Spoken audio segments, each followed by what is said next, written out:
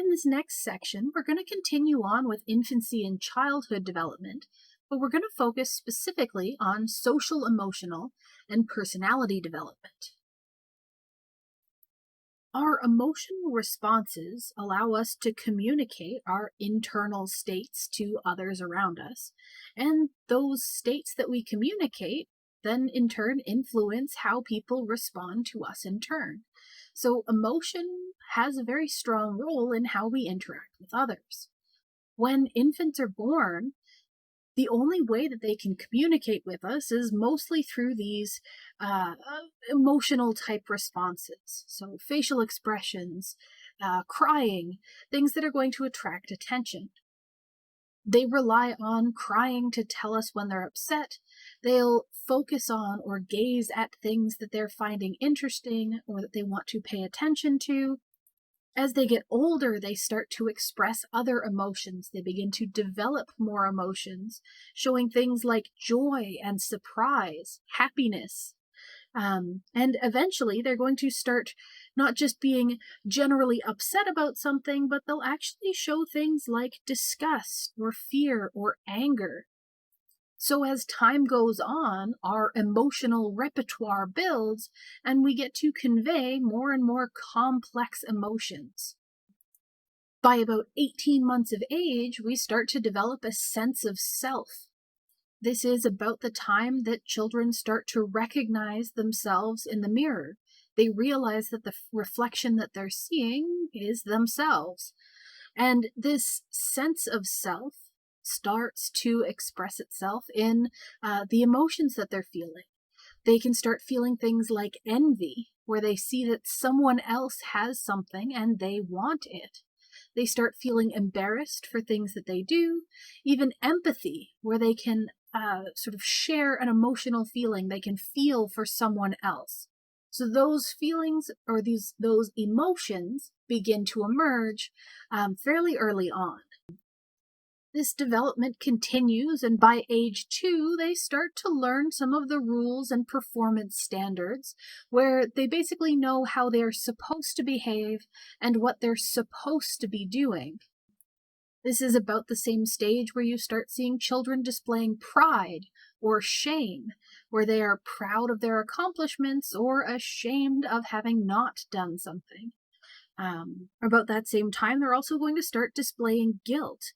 So they'll avoid eye contact. They'll start trying to avoid confrontation. They'll make facial expressions so that you feel sorry for them because they're feeling guilty for having done something. And while their emotions are developing, their emotional regulation is also developing. So their ability to regulate or try and control their emotions is going to develop in hand with the emotions that they're feeling. In order to regulate your emotions, you have to start being aware of your emotions. You have to evaluate your own emotional state and start modifying your emotional reactions. So in young infants, they might comfort themselves by sucking their thumbs, or they'll cling to someone who makes them feel safe to try and make themselves feel better. And as their ability to emotionally regulate becomes more and more strengthened, they're going to have more competence to handle their emotions. They're going to get better at dealing with them. And by controlling their own emotions and their own emotional responses, it's going to allow them to interact better with others. It's going to allow them to be social because they're going to follow the accepted social rules. So they're not going to be crying all the time because they're upset. Maybe they're going to regulate their emotions and be fun to be around. Those sorts of things. And in turn, being able to interact in social situations helps them socialize and learn more about controlling their emotions and to develop those emotions and the regulation of those emotions. So it's all a sort of cycle through. As they get better at one, they get better at the others, which feeds back and makes them better again. This whole concept, or this whole idea, brings us to the concept of temperament. And temperament is a biologically based style of behavior and emotional reactions. Some infants are always calm and relatively happy. Others tend to be irritable and fussy most of the time. Some are going to be outgoing and active, or others are shy and inactive. You have these sort of broad generalizations that seem to fit for these children most of the time. And in fact, our temperament sometimes seems to carry with us throughout life. If we look at one level of temperament, if we look specifically at something called behavioral inhibition, infants who fall on the inhibited side of the scale are going to be more quiet and withdrawn. They're more likely to cry when placed in new or unfamiliar settings. And on the other end of the scale, when we start looking at the uninhibited infants, those are ones that are a lot more sociable and spontaneous. They come across as just a little bit happier. In one study, researchers tracked children from infancy through to 7 or 8 years old, and they had evaluated them in terms of where they fall on that scale from uninhibited to inhibited. And they found that those who existed at the extremes, those who were very inhibited or very uninhibited, they tended to remain stable in temperament over time. So, for example, those that as infants were very uninhibited, they would grow into sort of talkative and outgoing children. And those who were very much on the inhibited side of the scale, they ended up growing up as more shy and withdrawn children. However, for those who fell in between, who weren't particularly inhibited or uninhibited, they didn't really have any prediction quality there. So their early temperament didn't have any indication of how shy or outgoing they became as children. There is also some evidence that genetics may be involved in this pattern of temperament, where different genes may be associated with being aggressive or non-aggressive as children, but more research needs to be done on that. A psychoanalytic psychologist named Erik Erikson proposed a psychosocial theory to try and explain our emotional and social development. He basically believed that our personality would develop through confronting a series of 8 psychosocial stages. Basically, each stage formed a matter of crisis that you had to overcome. He basically stated that these different crises would become relevant at very specific ages, and each time we encountered this stage, it would create new opportunities for us to learn and grow as a person.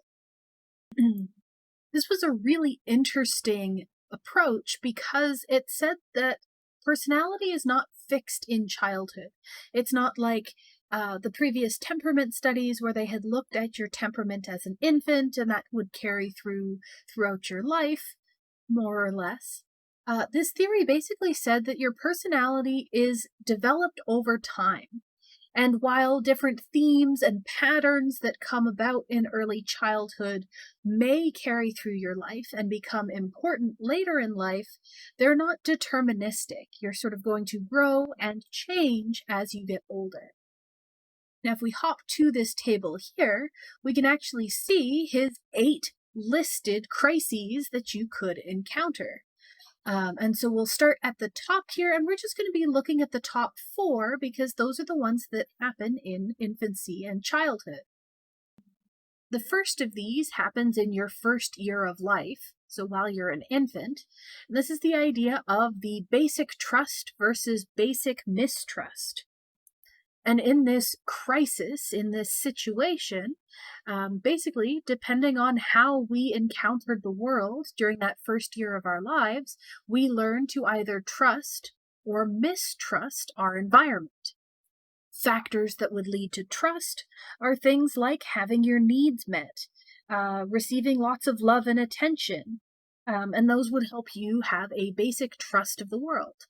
If your needs weren't met, or if you didn't receive enough attention, then you might start to mistrust the world. So that's the first crisis you encounter. The second crisis happens somewhere between ages of 1 and 2, and that's the autonomy versus shame and doubt. So the main focus here is about children moving towards becoming independent. So as they grow up, they start to want to express themselves and do things independently. And depending on their parents and how their parents react to that expression of independence, they might develop autonomy where they are comfortable acting as an individual, or if their parents start imposing rules and restrictions, their parents might instill a feeling of shame and doubt where the children don't trust themselves as an individual. So that's the second crisis.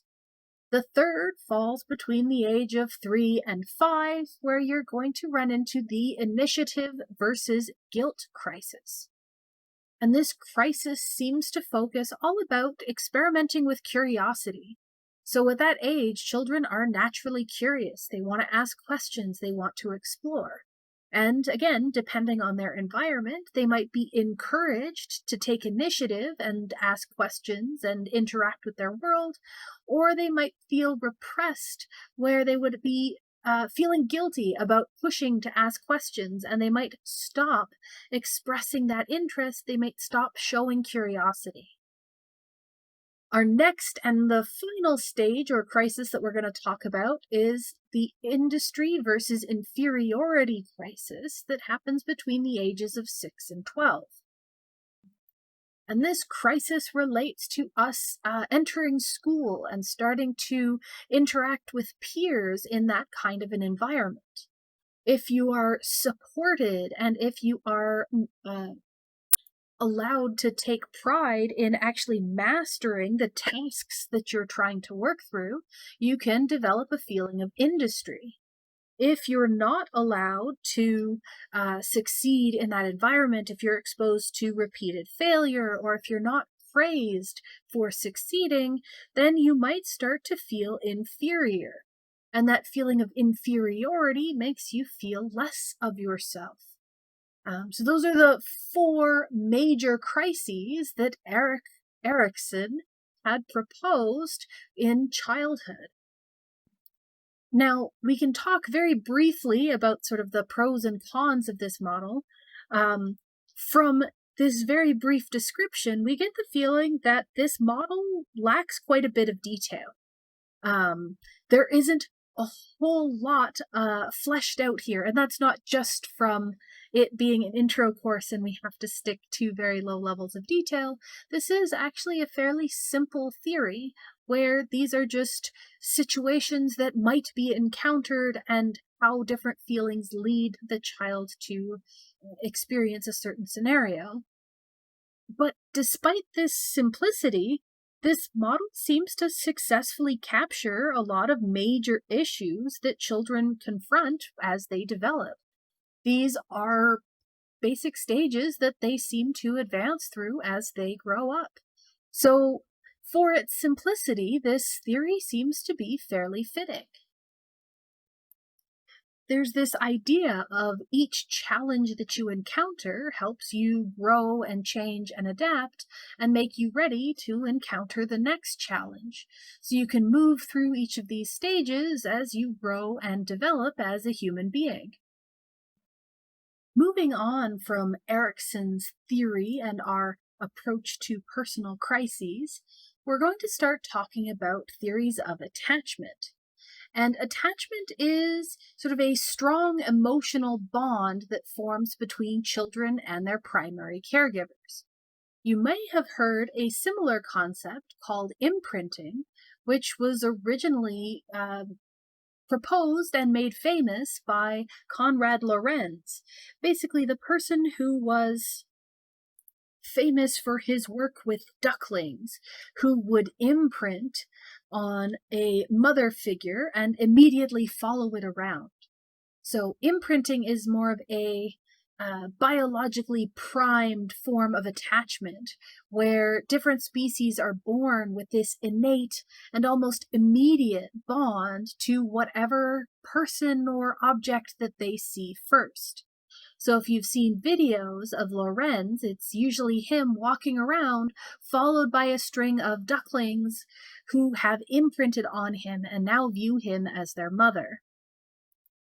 In ducks, as an example, this imprinting usually takes place very strongly right after hatching. So within the first day, that instinct is going to be the strongest. Once 2 to 2.5 days have gone by, we've left that critical period for imprinting and it no longer happens.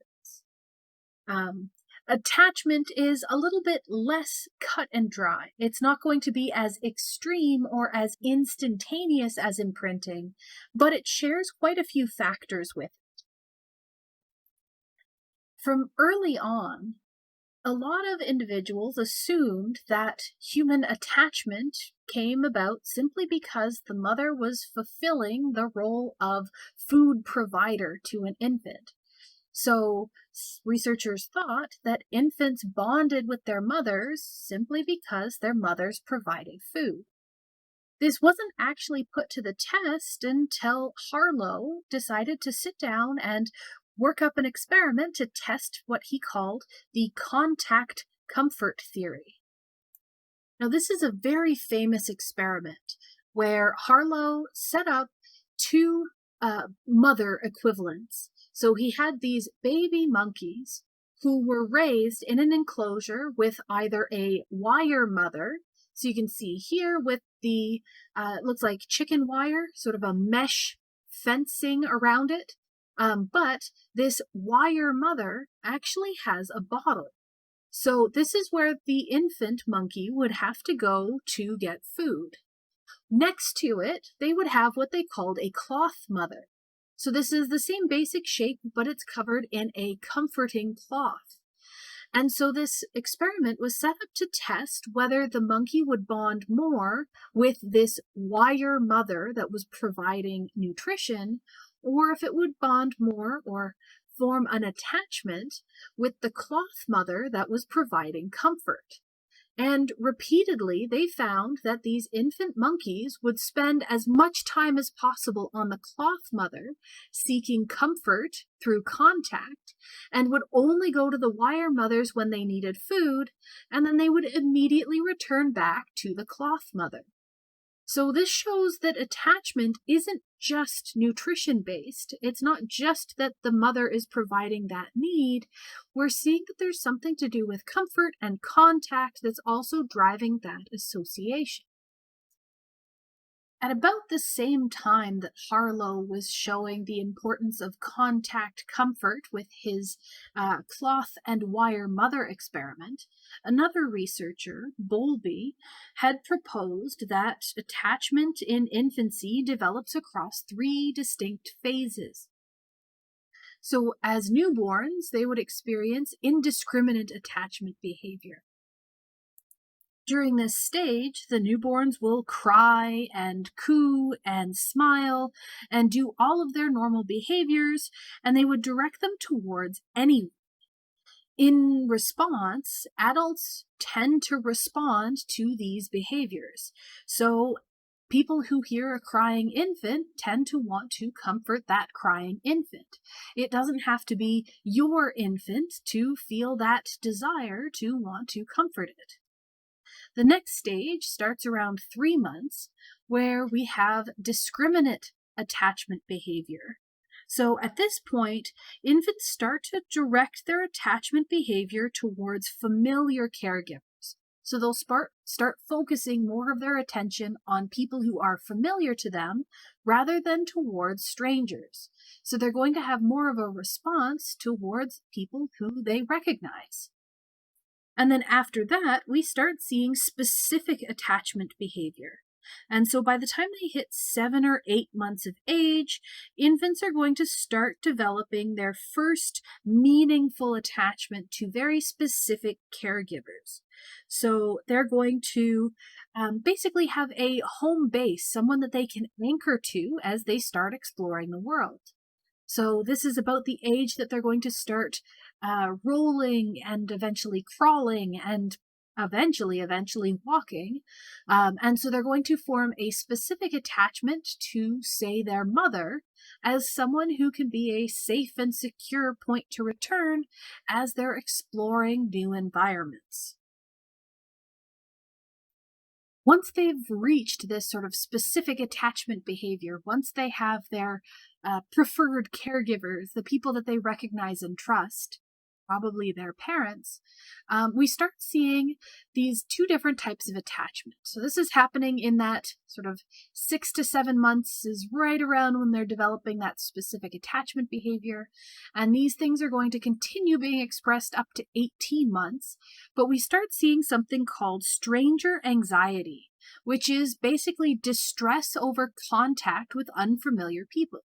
If you've ever been to a family member's house and they've handed you a newborn, or I guess a 6 to 7 month old child, who then immediately starts crying and wanting their mother, that's because you're unfamiliar and the child is experiencing stranger anxiety.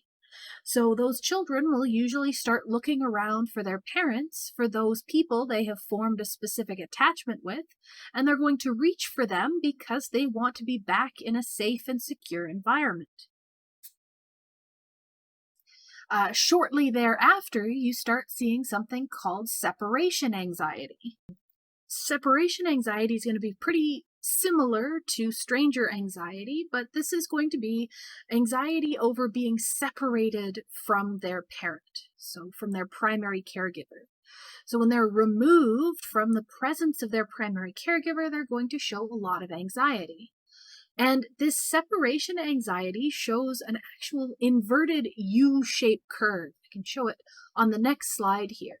So when they're younger, they don't necessarily mind being separated from their caregivers. And then we see this peak in the middle where they show a lot of anxiety from being separated from their primary caregivers. And then as they get older, they're more comfortable being separated again. And these different lines, each different color is showing a different culture, and all of these cultures are showing a similar degree of patterning here. So low anxiety early on, high anxiety in this range of sort of 10 to 15 months, and then tapering off to less anxiety as they get older again. So that pattern across cultures tells us this might be something that's a little bit more universal. The next stage that we're going to observe is called goal-directed partnership. And this emerges where children and caregivers can actually start describing their feelings to each other to try and maintain their relationships, whether they're together or apart. So as children get older, in this 3 to 4 years old stage, they can actually tell their caregivers what they need or what they want. They can describe how they're feeling, and that helps them strengthen their bond. The next couple of slides, we're going to talk about different types of attachment. But before we get into those types of attachment, I want to briefly describe a scenario that helps test those types of attachment. So this test is the strange situation test. The strange situation test is actually a standardized procedure that was designed specifically to test types of attachment. And during this test, we're going to be looking at an infant, usually in the range of 12 to 18 months old. So in this scenario, a mother is going to sit in a room with her child, and they're going to play with toys and interact. At some point, a stranger is going to enter the room, and they will interact with the child. Then the mother leaves, and for a little while, the stranger stays in the room with the child. Then the stranger leaves, and the child is left alone. And then the whole test wraps up when the mother returns. And so the child's reaction to these different stages helps us decide what kind of attachment they're experiencing. If the child has secure attachment, they're going to be able to explore and react positively to strangers. will see them being distressed when their mother leaves and show happiness when the mother returns. So that's a secure attachment where they formed a bond with their mother. We're going to talk about two types of insecure attachment. So, not the secure attachment, the opposite here. And so we have anxious resistant or anxious avoidant as different types of insecure attachment. So, the anxious resistant child will be fearful even when the mother is present. This child is going to be demanding attention, and they will be very, very upset when the mother leaves. And even when the mother returns, the child isn't going to be soothed. They're going to resist her efforts to comfort them. So that's anxious resistant, where they are resistant to the mother's presence. The next is anxious avoidant. And in this case, the child shows very few signs of attachment. They don't leave they don't cry when the mother leaves, and they don't seek contact upon the mother's return. So they're pretty much okay being left on their own. Some researchers will also include a fourth form of attachment called disorganized attachment, or even disorganized, disoriented attachment. And that's a case where the infants are going to basically be disoriented and confused or showing contradictory behaviors. That's basically a catch-all category for when they don't fit into one of these other categories. And actually, before I move on to consequences of attachment, it's interesting to note that across most of the cultures that have been studied in terms of attachment, the majority of infants in all of those cultures seem to be securely attached. To briefly talk about consequences of attachment, the overall trend is that secure infants tend to be better socially adjusted, and non-secure infants tend to display more behavioral problems. There tend to be some issues associated with not being secure. In cases where they've been able to study children who've had prolonged attachment deprivation, they found a lot of long-term risks. So places where they've been able to study this might be things like orphanages, especially many, many years ago before things were regulated, where children might be stashed in large areas and left fairly alone, maybe just provided with food, but not having other adult contact. So a very non-secure environment in terms of attachment. Though it's interesting to note that not all children in deprived environments are at risk of all of these negative consequences of a non-secure attachment. There are cases where resilience helps certain children come back from those detriments from negative attachment. And if there are interventions early enough, if someone comes in and removes a child from a deprived environment, if they can place them in a more nurturing environment at an early age, they can start forming attachments and become well adjusted. After spending so much time talking about how important attachment can be and the detriments that can come from having an unsecure attachment, it makes sense to spend a little bit of time talking about daycare. Because today, there are a lot of preschoolers who are cared for during the day by someone other than a parent or other family member. There are lots of children who are in daycare or who are in school at a very young age for the whole day.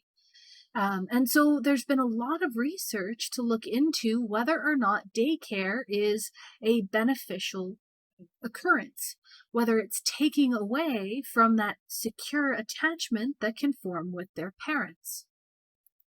Now, overall, it looks like high quality daycare doesn't impact attachment to parents. Now, it's important to note that high quality daycare is not necessarily easy to find. Not everyone has access to high quality daycare. And so there are a lot of cases where children end up in less than ideal situations in terms of daycare. They could end up in a place where they're not given as much support or enrichment as they might need. But when the quality of the daycare is good, attachment to their primary caregivers is non-affected.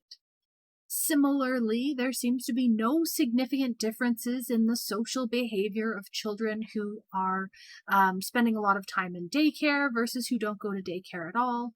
And there really doesn't seem to be a difference in terms of cognitive performance between children in daycare and children who are not. And even we see an interesting case where the higher quality daycare in fact gives better cognitive performance than children who aren't in daycare at all. So there can be some benefits to daycare. But again, it's a lot more complicated of a topic than what we can delve into here. But there's a lot of very interesting research on the topic if you're interested. The next couple of slides, we're going to delve into different styles of parenting. And we're going to divide parenting into sort of scales along two different dimensions. So if we look at this diagram over here, we can look at the idea of warmth versus hostility. So across the top, warmth and acceptance, hostility and rejection. And then our second dimension is going to be restrictiveness versus permissiveness. So when we look at warmth and acceptance, we're going to have parents who are a little bit more communicative, who are going to speak with their children and be a little bit more loving and caring. So they're going to be a little bit more sensitive and empathetic towards their child's feelings. Whereas hostile parents are going to be a little bit more rejective, and they're going to behave as if they care less about the child. So hostile versus warm. In terms of permissive versus restrictive, that's going to be all about how they control the child's behavior. So a permissive parent is going to be more lax about enforcing the rules, whereas a restrictive parent is going to have lots of rules and they're going to enforce them. And so if we can look at these, the interaction between these two different options along those two different dimensions, we end up with 4 total options. So we can have an authoritative parent who is warm but restrictive. So they end up being demanding but also caring. So there's going to be good child-parent communication with an authoritative parent. If we go over to a hostility and restrictive, we end up with an authoritarian parent, someone who's going to assert their parental power without warmth. Down here we get indulgent, so someone who's going to be warm but also permissive. So they're going to be warm towards their child but also lax in terms of setting limits. So they're not going to enforce rules and give the child a structured environment. And then we get the sort of worst of these combinations. You have hostility and permissive, and you end up with a parent who is neglectful. So indifferent and uninvolved with their child. Now we can take a second and talk about what kind of outcomes are associated with each of these styles of parenting. So that authoritative parent, where they're controlling but warm, that ends up giving a lot of positive childhood outcomes. That seems to be the best parenting style in terms of how the child grows up. Authoritarian parents, that's the cold, unresponsive, or even rejecting, but along with a feeling of exerting of control, that leads children to have poor self-esteem, not to do as well in school, reduced popularity. So quite a few negative outcomes from that one. For the indulgent parents, they are warm and caring, but no guidance or discipline. They end up producing children who are more immature and self-centered. The child becomes the focus and isn't used to having guidelines. And then you have the neglectful parents, and that, like I said, is the worst outcome. There's a lot of developmental problems because these children don't experience warmth and they have no rules or guidance, so there's no structure either. So lots of negative outcomes from that style of parent. While we're talking about parenting and parenting styles, it's also interesting to note that parenting can influence children's development in a lot of other ways. And the next one we want to talk about is how children develop a gender identity. And in this case, their gender identity is a feeling or a sense of maleness or femaleness. And this starts happening at about 2 to 3 years of age, where they start associating themselves with being male or female in terms of feeling. So at about this time, when they have that idea of gender identity, not only can they start identifying themselves as feeling more male or female, they can start identifying others as being male or female. But at this age, that idea of gender is fairly fragile and non-permanent. It's not until they're 6 or 7 years of old where they understand the concept of gender constancy. And that's the idea where they realize that an individual's sex is permanent, at least sometimes. As this gender identity develops, children are also going to start acquiring sex role stereotypes. Basically, beliefs about the types of characteristics and behaviors that should be associated with boys or girls. We acquire these beliefs through socialization. Basically, as we're exposed to the beliefs and values and behaviors of the people around us. And unfortunately, we will ultimately start internalizing these expectations and standards, the things that we are exposed to from our surroundings, and they start getting incorporated into our own identity. This process leads to something called sex typing, which is when individuals are treated differently based on whether they are male or female. And from infancy onward, boys and girls are treated very differently. So one study here had actually looked at parents and how much explanation, how much additional information they provided to their children while they were at a science exhibits in a children's museum. And here, so at the bottom we can see fathers giving explanation and mothers giving explanation or both giving explanation. The green bars are how much explanation they provided to their children who were boys. And then the purple is them giving explanation to girls. And so we can see a significant difference in how much information they shared, where they were passing on more knowledge to their sons than they were to their daughters. And unfortunately, this kind of discrepancy or disparity between the passing on of information is going to be consistent even if the children, boys and girls, both show equal interest in the different exhibits that they're at. The next section that's tacked on just at the very end of talking about infancy and childhood development starts talking about moral development, where we start delving into how we develop this concept of what's right and wrong as we grow older. And we're going to be talking about Kohlberg's stage model.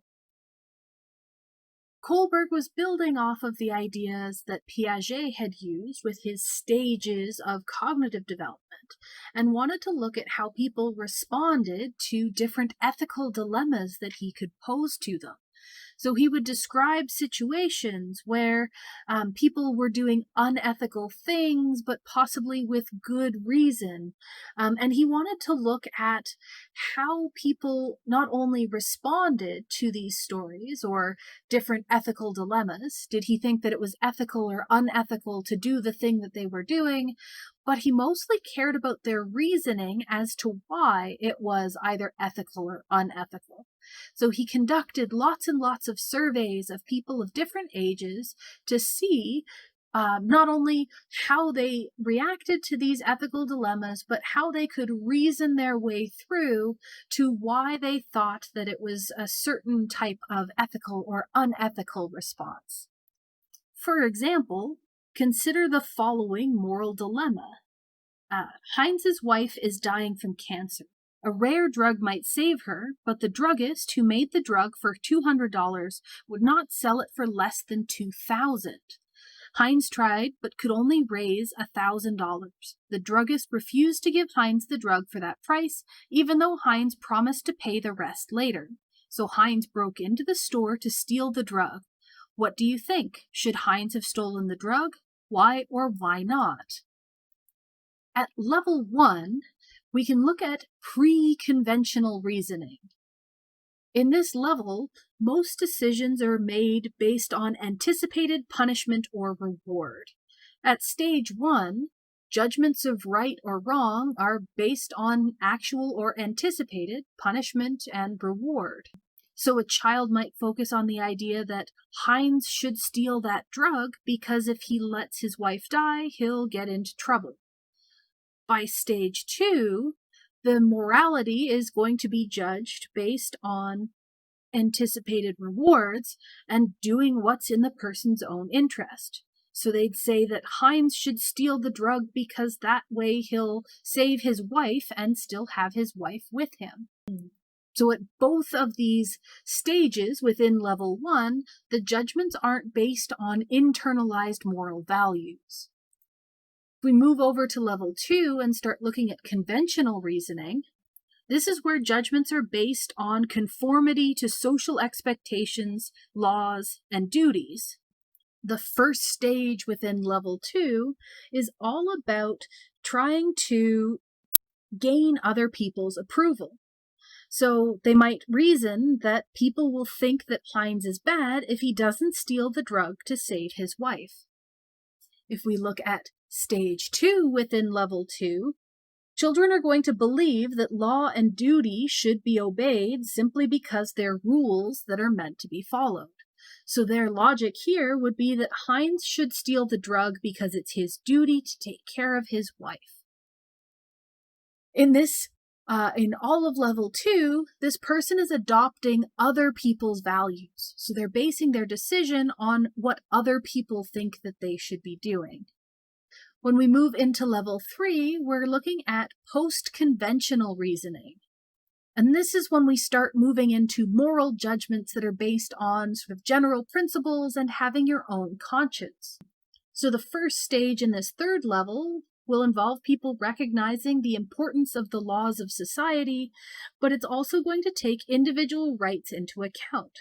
So their logic here might be that stealing breaks the law, but what Heinz did was reasonable because he saved a life. In the second stage of this level, morality would be based on a more abstract ethical principle of justice, something that they might view as universal. So they might say that saving life comes before financial gain, even if that person is a stranger. So they would say that the law in this case would be unjust because the druggist was unjust to deny a life-saving medication to someone. So this would be the morally right thing to do based on that larger principle. And so by the time you hit this level 3, all of these principles are more internalized and part of a person's internal value system. So we've moved to develop your own internal system of morality. Now, of course, our next step is to discuss a couple of the criticisms of Kohlberg's theory. And of course, as we've seen fairly regularly, A lot of these theories have a Western cultural bias. So, from what we've talked about, a lot of these primary goals, these final things to work towards in terms of morality, are based on very Western ideals. Things where fairness and justice are sort of the most highest or most intentionally obtainable ideals. But in other cultures, the highest moral values would focus on principles that really don't fit into this model. Some cultures focus on respect for all animal life, collective harmony, or respect for the elderly, and those are completely left out of Kohlberg's theory. So, this model doesn't really apply very broadly to cultures that aren't Western prioritized. There also seems to be a pretty strong gender bias. There's a lot of disagreement between different researchers, and some people think that there's sort of a stronger support for women versus men based on whether they use justice or reasoning in terms of their logic here.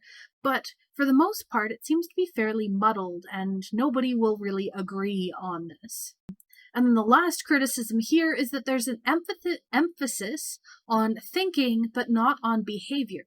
So this is a thought exercise of which do you think is right, but it's not actually seeing how anyone acts in terms of morality. It's also interesting to note that if we flip to the next slide here, this is a graphical representation of the different stages within those levels that we just talked about that we see as people age. Now, this is kind of a mess of a graph to look at. But if we divide these stages up, so this is stage 1 and 2, these actually fall under level 1. And then stages 3 and 4 fall under level 2. And then 5 is part of level 3 when we were talking about them. And the way to interpret this graph is to look at a particular age. So across the bottom we have ages. And then up here, this is going to be the percentage at each stage of moral reasoning. So if we look at the 10 here, so at 10 years old, about 15% of the 10-year-olds that they surveyed were showing some stage 3, that first stage in level 2, in terms of moral reasoning. About 25% were showing the red line, which is stage 1, and 60% were showing stage 2 reasoning. So that's our breakdown of what people are showing at age 10. And we can hop over and look at any age in between here. We could say look at 36-year-olds where we see about 10% of this level 3, the stage 5 reasoning, more of the stage 3 reasoning, and a little bit of stage 4. And this is interesting to note because we're not really seeing a clear step-like pattern. The stages don't seem to follow any logical progression. It's not like all 10-year-olds are showing stage 1 morals, and all 14-year-olds are showing stage 2, and so on and so forth. Instead, there seems to be quite a bit of overlap in terms of which moral stage people are at for each age. And it's not like the lower stages tend to take over at the higher ages. Instead, it seems to be a mix of them throughout. So I thought I'd talk briefly about this graph just because it is such a mess of a graph to read on your own. But our big take home here at the end from talking about moral development is that we should conclude that moral development is occurring within a social context. The people that we're around and the situations we're exposed to are going to influence our morals. The same as most of the other stuff we've talked about so far in this chapter. There are going to be cognitive and behavioral components. There's going to be a biological and social context. So basically everything that we've concluded from all of the other things we've talked about in this chapter. So we can take home that morality is complicated and isn't as clear-cut as we might hope, especially when you look at stuff like this.